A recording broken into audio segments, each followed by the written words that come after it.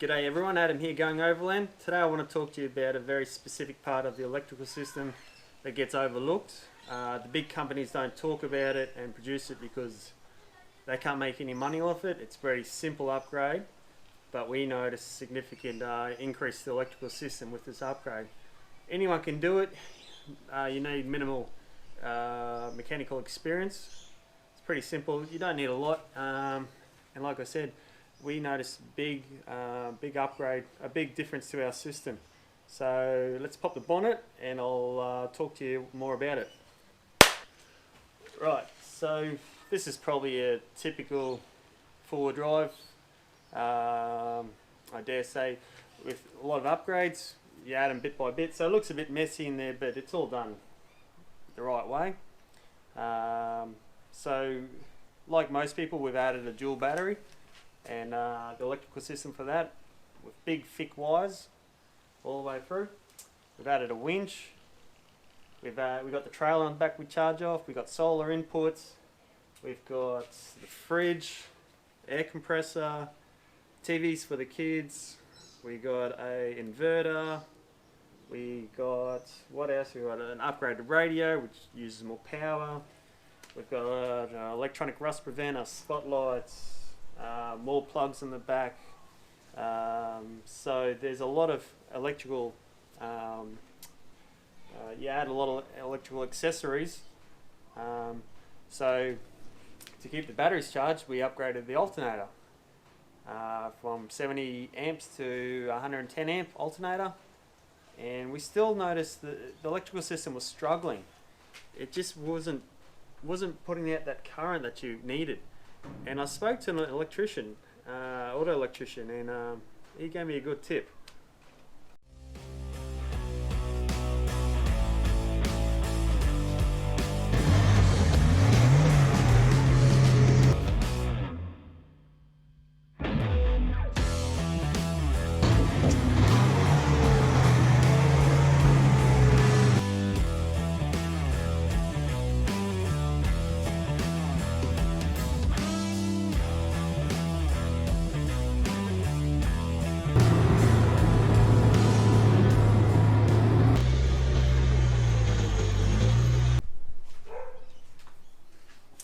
So this is our starting battery, and as you can see there's a few accessories coming off.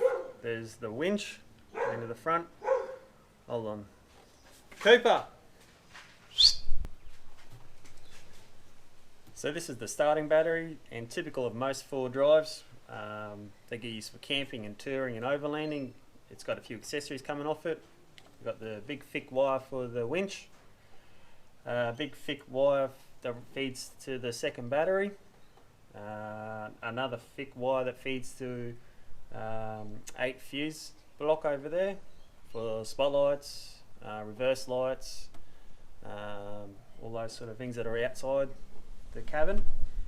What else we got? We got fuses for everything. So there's a lot of extra stuff coming off here. There's a fuse here for the trailer brakes, and an input there for solar as well. So that's this side. Let's go have a look at the other side.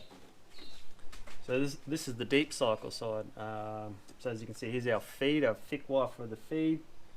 Another thick wire going out that feeds the cabin. There's another 8 fuses in there. There's one going to the input for solar for this battery. And there's a direct line just for the fridge. So as you can see, there's a big thick wire that feeds the two batteries.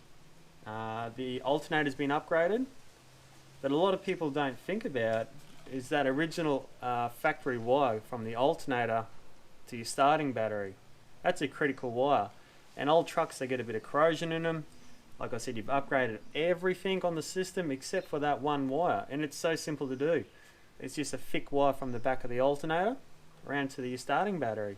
So you're basically going parallel to the existing wire. We run, I think, an 8mm wire. We fused at both ends, and the difference it made was significant. And you could tell that because on the way home from one of the weekends away, it was hot. The fridge freezer was running you know, constantly, and coming home you could see that volt gauge cutting in and out with the dual battery system. As the voltage got up to 13.2 volts, it would cut in, joining the two batteries, and then it would drop straight away to charge this battery, and it would cut out. So this battery for an hour was only getting trickle charged because it kept cutting out because it just didn't have the current.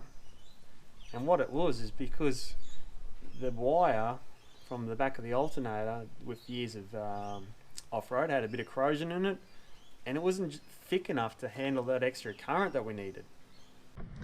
So I've got the GoPro out of the cradle, and I'll see if I can get it down there to give you a good look at the back of the alternator. So bear with me, this will be a bit shaky.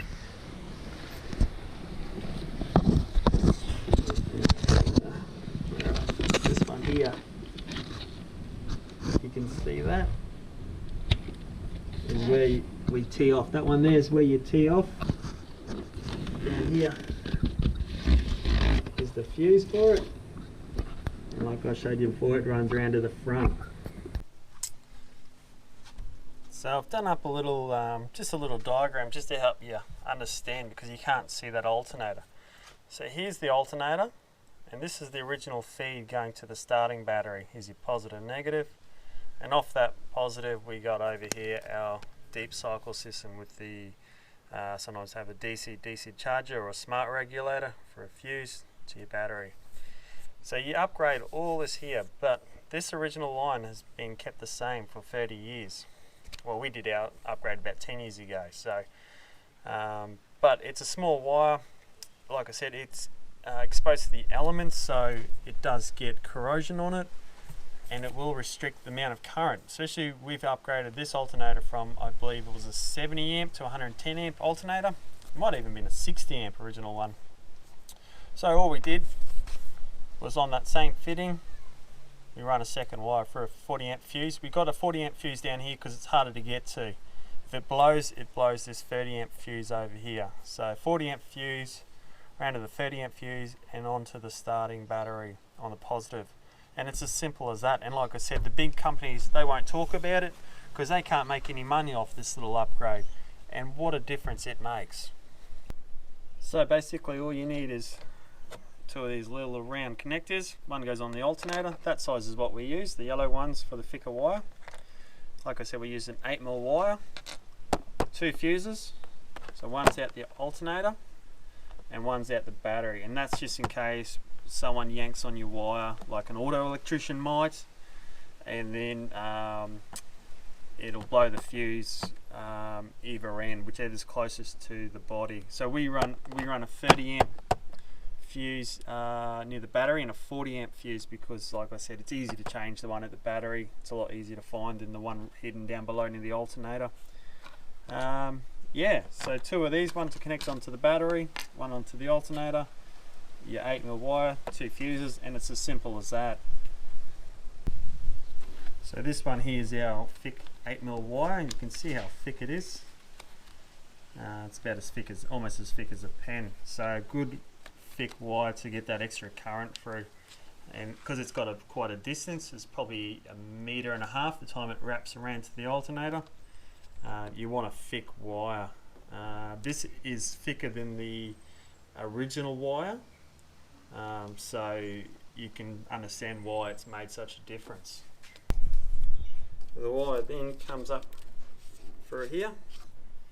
This is the wire here, and this corrugated tubing goes right round, feeds through here, around here, through one of these fuses, I forget which one it is, and then it feeds into your starting battery, your main battery, because this is the battery that takes the current from the alternator and diverts it to the second battery once it's up to charge.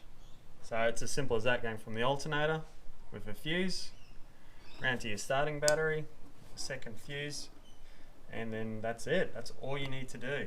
So probably the hardest part is getting onto the back of the alternator. We'd have to take the battery out and move a few things, but different cars have different setups, so It's not a hard thing to do, just a little bit of time. And we basically, after we installed that, we had no more issues. After weekends trying to charge, you'd see on the volt gauge, once you come up from idle, it would sit on 13.2 volts, 13.4 or something like that, and it would stay there the whole time. It wasn't cutting in and out because it was getting that current through. So there we go, nice simple upgrade, easy to do. Like I said, how do you make money off 2 fuses and a wire? So yeah, Red Arc and all those companies, they won't talk about it because they don't make money off it. But nice simple upgrade, easy to do, and you'll be surprised the difference. We were surprised. It just transformed our system. We would go home after camping for a weekend and the deep cycle battery is fully charged. You plug it into your charger at home, fully charged, it doesn't need charging. Before that, it'd be a day or two on the charger. So it's made a big difference for us. So give it a go and hopefully it works for you too.